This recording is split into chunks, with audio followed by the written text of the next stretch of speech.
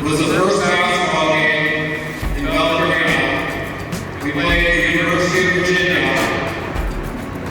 And I sat right over there in section 112. And for the last 33 years, I've had this ticket on my desk.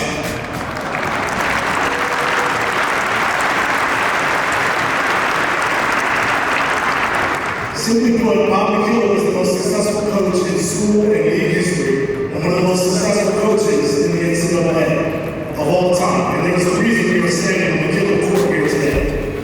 The next few years changed my life, and more specifically, my life.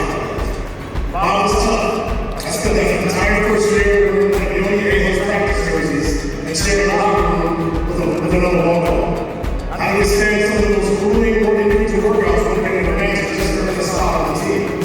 I didn't receive a game jersey until my third game of the season against Washington League.